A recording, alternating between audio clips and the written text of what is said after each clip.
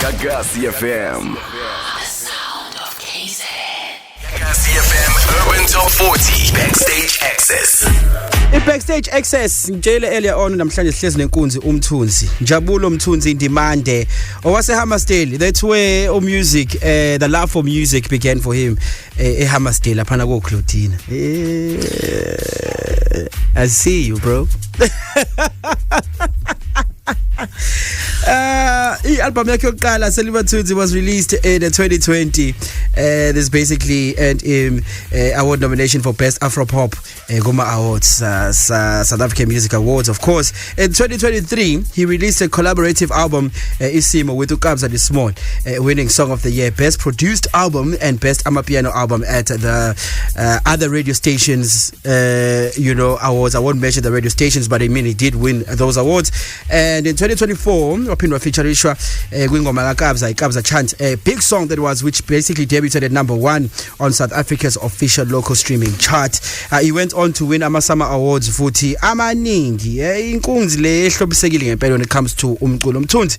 Nice one, my brother. Thank you so much for joining us this morning. Welcome to 2026 and thank you for taking time to come and hang out with us. Happy New Year. Happy New Year. Happy. Right, bafaba njani. Ubukuphi nendawo khathi singena ku 2026? Bengiseswaziland cabanga. Yo. Ngiyakutshela. Bakuphathe kahle. Bekumnandi. Indawo yasemakhaya yabo ivele yangikhumbuza ekhaya na. Yakulanda wathi hayi ngathi sikudinga eSwazini. Eswatini. You must come uzos entertainer. I can imagine your December was hectic. It was, Yeah. It was. But I mean, this is why you do what you do.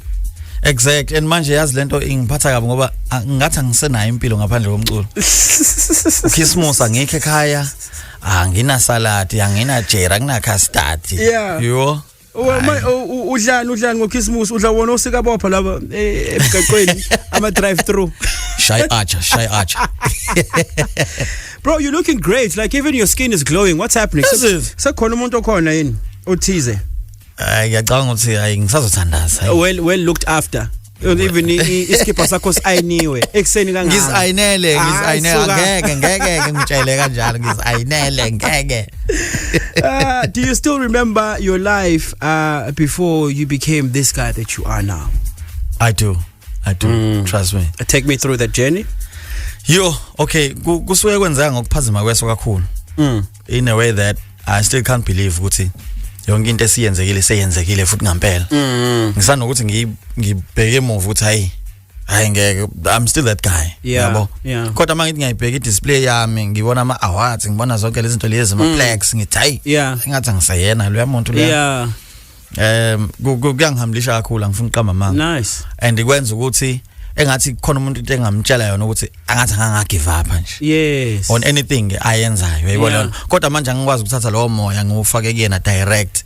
So kufanele ngiprove ngendlela ethize nami ukuthi okay uyabona kumina kwenzekeni. Ngisuka la ngase ngenza lokho nalokho kwasekuyenzeka. Kwasekuyenzeka. Yeah, someone tells me ukuthi before uMthunzi became uMthunzi kwayo umjinto oshaya isithombe. Esebenza eMoses Mabhida Stadium eshaya ithombe mfethu, and he used to get paid on commission ukuthi khona abantu abafikile bazoshutha ke then you only get paid, ukuthi akufika ngamuntu wazoshutha. That must have been really hard for you, phumile ekhaya uzeThekwini uzozama, but you get paid on commission, and then you look at your life then and then you look at your life now, the resilience in between. You just mentioned now ukuthi ngathi umuntu ngamtshela ukuthi nganga give up, ahlale nje into believe. Who was that one person for you, or what actually let me listen to this guy uthi uyakwazi uculo? Okay, I hear you, because baningi sithi siyakwazi uculo, but I mean we all need that one person to say let me listen to you and I'm going to open up doors for you. I think that would be Usan El Musician. Sure. Where there was no one else. Ogatethi, let me give this guy a chance. And then the second one would be Ukabza the Small. Because when I worked with him, I was a nobody at that time. But after Usan El, yayibona leyo nto so lawo bantu babili badlale I role enkulu kakhulu empilweni yami yes I'm not gonna lie because ngisho ngathiwa ngifike kubona ngikwazi ukuyenza into engiyenzayo kodwa bekudinga ukuthi kube khona umuntu ozokuphakamisa yabo akubambe ngesandla uthi hayi no hayi asingene la ufuna interview hayi asambe nawe asambe siyoperforma nawe yayibona leyo nto leyo and I think mhlawumbe if I'm not mistaken ungangicorrect uma ukuthi wake wabona somewhere ukabza khona ishow ekuyona where I performed the songs we did with him and I think that was his first time edlala nomuntu oculayo oh yes I've never actually seen him exactly I think after that kube sekuvela ke nabanye yabona ngisababala ke phela yibo mina la yes I think yes ukuthi besihlezi uzama motivation abantu bekhuluma and when we just having conversations amongst each other and then you start hearing people saying you know you need to work hard you know you need to work smart and so on but here's what I truly believe ukuthi ungakwenza konke but you honestly need that one person to say okay I recognize you and ngizovula lo mnyango you know that's the mantra for me like I honestly feel like uthi ungakwenza konke but as long as kunomuntu lo ophethe okay abathize ukuthi akuvulele nothing is going to happen you know now we know you as this person ucula umculo ucula which is like Afro pop and then you moved into amapiano izwi lakho lipholile and then Skubukane then you make a song with uBeast Zamalobolo and then just like okay what's happening are we now transitioning to like something different from what we are used to like are we going to see more of this and how did you end up working with uBeast that decision how did it come about okay uBeast oqala lokho uBeast I'm sure uyayazi leyo nto le it needs no explanation so ngicabanga ukuthi by the time engilokhoza engicela senze ingoma naye sasivele sazana lapho nice and then obviously ngavele ngathi yes yabo definitely asambeni awucabangisanga hayi indaba yokulo esicabanga wathi ufuna I love song yabo I'm not sure ukuthi yipi ngoma eyizwilo noma eyicabanga ukuthi mfethu ngifuna senze into ecishe ifane nale because I think ama feature aqhamuka kanjalo umuntu ufikeze ingoma favorite yakhe from wena bese ethi ngifuna senze into efana nale noma engafananga nayo kodwa awuhambe kulo line uyibona leyo nto leyo uthi wena usukhohle uzoyenza kanjani leyo uyabo kodwa ke ngokuthi phela talent ugcina usukwazi because you need to listen to beat ukuthi ithini kwena kuqala ipholile yini le ngoma ifunayo uzoyithola yini because mhlawumbe uzothola le beat sad kodwa yena ufuna ingoma love song positive yabona leyo nto bese uyamtshela hey ngeke le ngoma mfethu mina ngizwe ukuthi but let's do lento oyifunayo kuyona le beat so that soba namalokhuzana ama ideas awu2 wena bese uyabona lapho uthiwa ingeke hayi lento yenze la iyona ke le uyayibona leyo must be really nice I think working with him bekuyinto nje efana because uyabona ngabe umrapper ukubhaleka kalula because ngathi kudlala amagama nje ukuthi manje into evele yenzeke nina nisuke nitshela ukuthi nina enenza lo kanti lento engaphakathi kunina eyenzayo that takes over bese ngene studio uyazi kanjani bro I hang out a lot with musicians but anyway 10:39 athi ngize nini zamalobolo endo mina ngiyakufila ayibo athi ngize nini benko zamalobolo